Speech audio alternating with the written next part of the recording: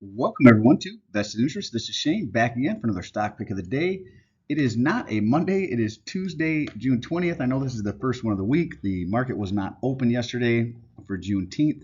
So we're back at it again. First day of the trading week, Tuesday, again, June 20th. Today we are going to cover a company out of the consumer discretionary sector. You may be familiar with General Motors, right? They are a car manufacturer. Let's jump right in and take a look at them. So, like we said, they are a car manufacturer. Check them out at www.gm.com. Now, full disclosure here. My wife is actually an executive for General Motors. I worked for General Motors myself during the pandemic. Started with them right before the pandemic.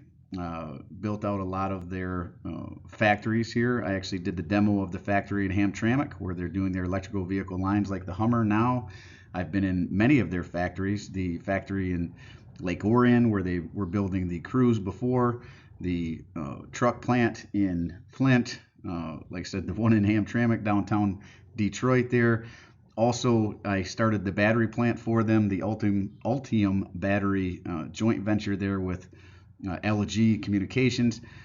So I was at that factory whenever they first started up the line. The very first line build out there was the interface between the LG counterparts there in South Korea. So a lot of late night calls there, talking through interpreters while we did the design on that one.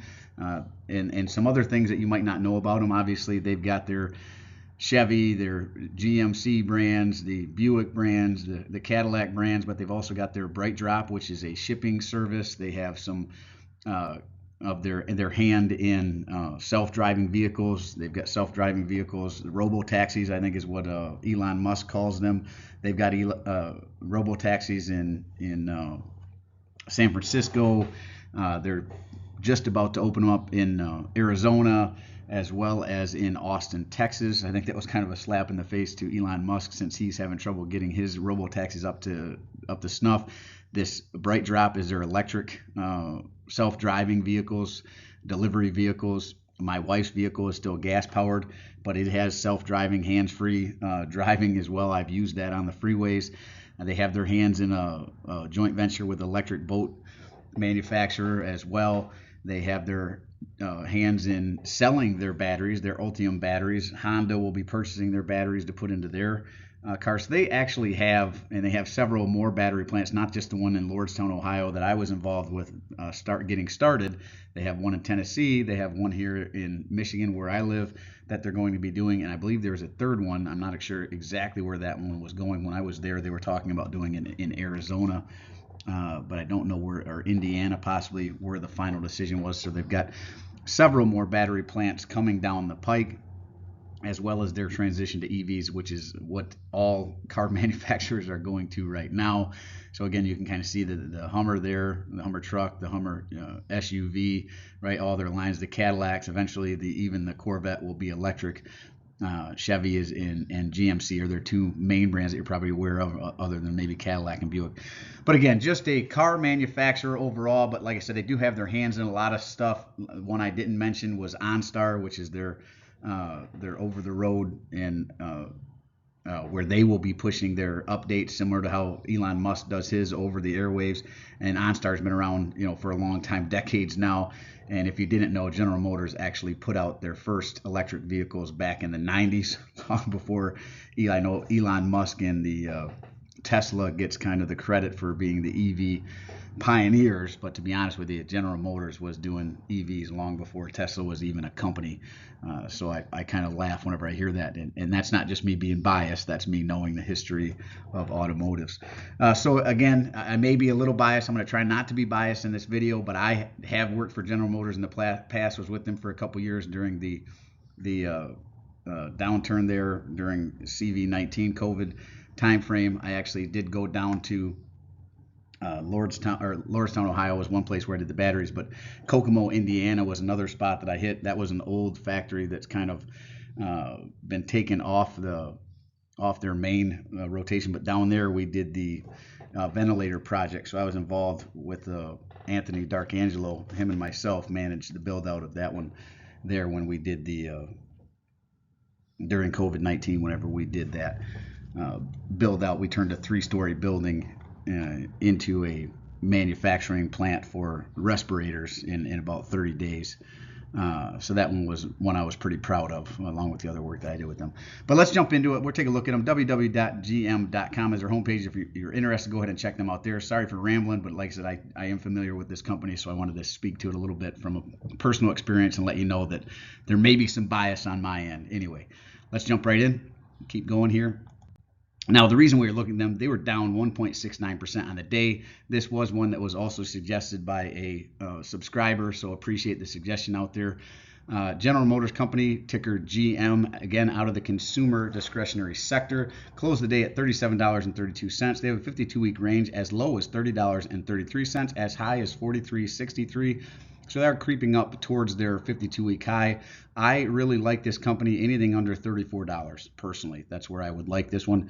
Now, I am not a buyer of General Motors because my wife, she's high enough where she gets stocks as part of her package. We get General Motors stocks every year. So we don't buy General Motors stocks. Usually, if anything, we're looking to see if we need to sell any on the year to cover our expenses or diversify and put into my other dividend portfolio. So we don't necessarily buy this one because she gets it, like I said, as part of her bonus package. She gets a regular bonus plus she gets General Motors stock as part of that compensation package.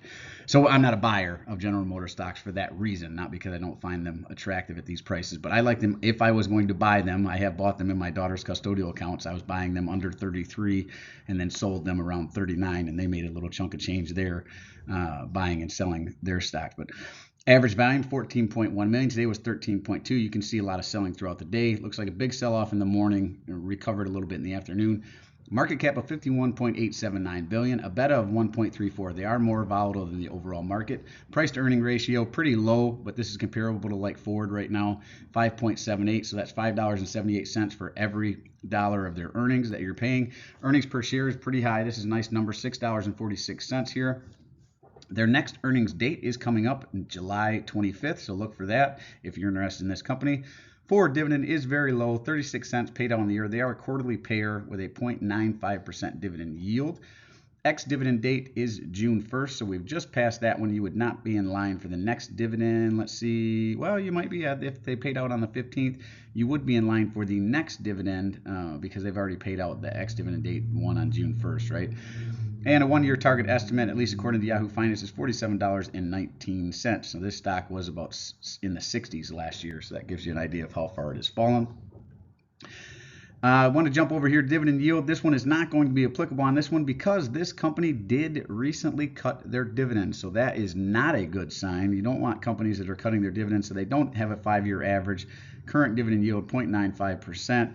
Again, payout ratio very low at 4.17%, but that is because, like I said, they recently cut their dividend and just started paying it out again.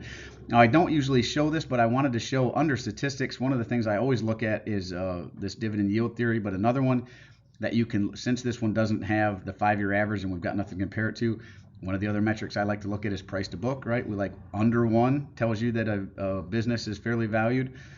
Or 1 or under 1, right? So I pulled up price to book where you'll find that under statistics.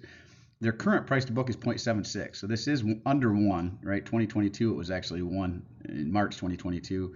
Then throughout most of 2022, it was under 1, and it continues to be under 1. So right now, according to price to book, this is undervalued.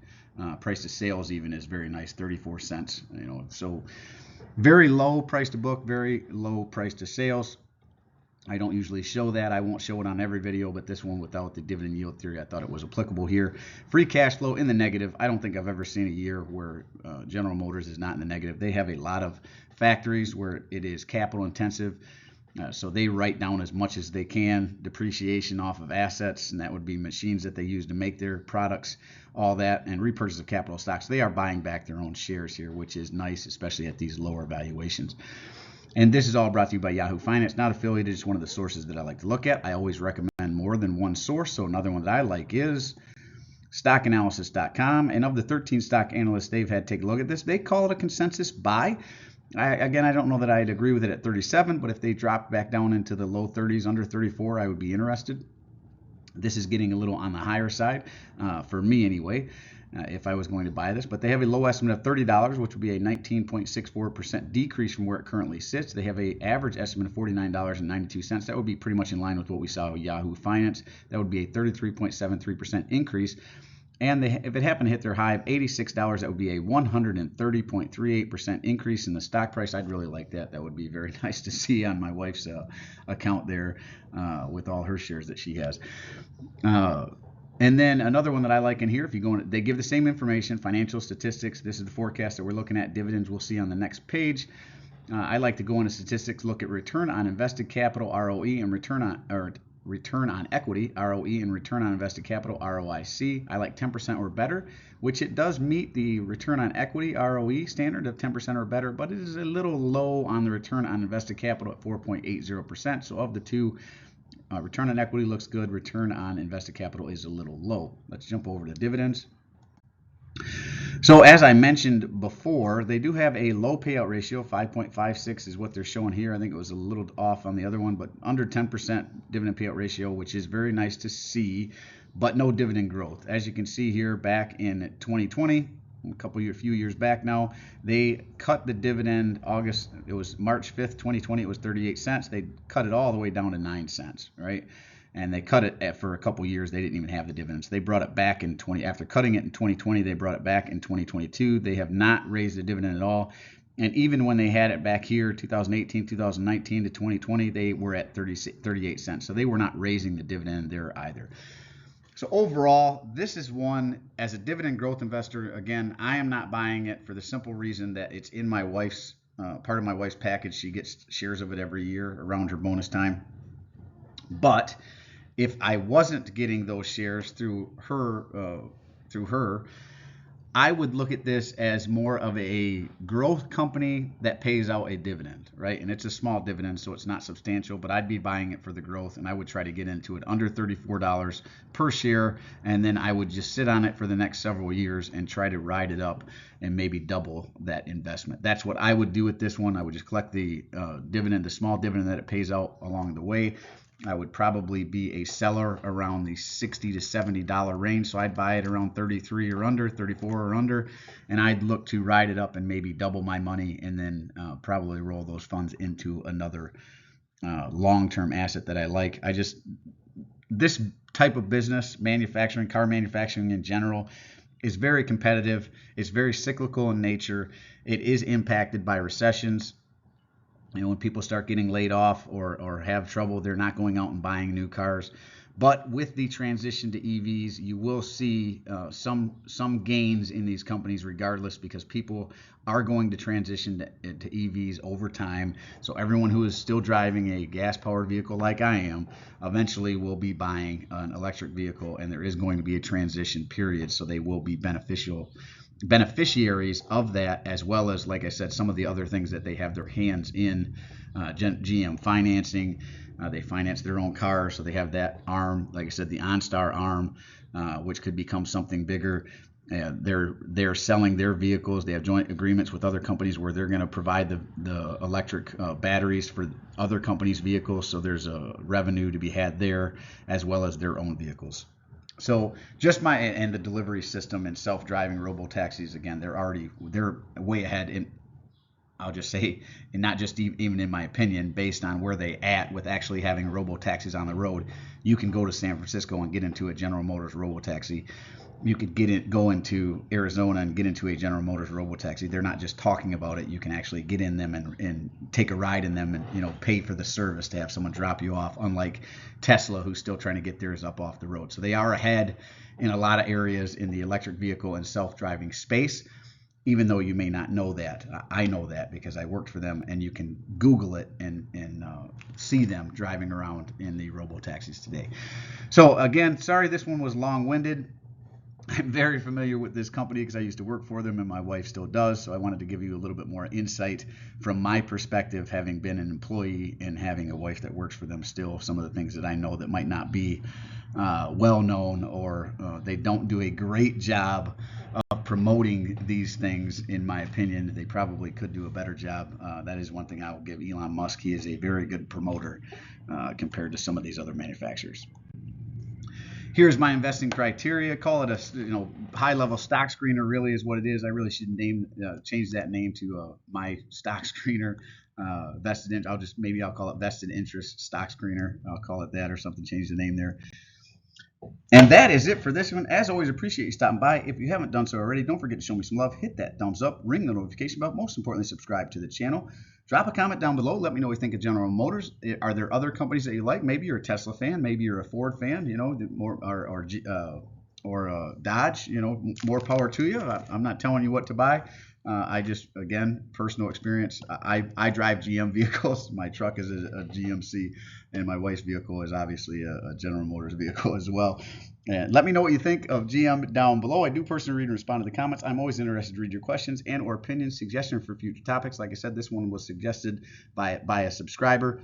So if you have companies that you'd like me to cover in the Stock Pick of the Day series, go ahead and drop them down below, and I will work them into the rotation. And this is Shane signing off, wishing peace and prosperity to you and yours. And remember, financial security comes to those who take a vested interest. Hey, thanks for stopping by, and we'll see you in the next one. I'm not a financial advisor. Nothing in this presentation should be considered financial advice. I'm only sharing my opinion and investing journey for educational and entertainment purposes. Investing involves risk. You can't lose money. You should never invest any amount not comfortable losing. Always do your own research. Invest based on your situation, circumstances, and select the criteria or seek advice counsel based certified financial advisor.